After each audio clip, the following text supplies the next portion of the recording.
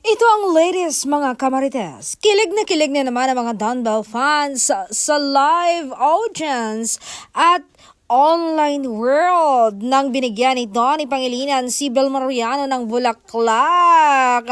Live na live yan sa ASAP ngayon na kinuha niya sa isang audience. Grabe na ito, kilig ako hanggang buto. Ito ba ang may problema? Ito ba ang hiwalay na? Naku, panatag naman ako. At ang mga Dumbbell fans sa buong mundo.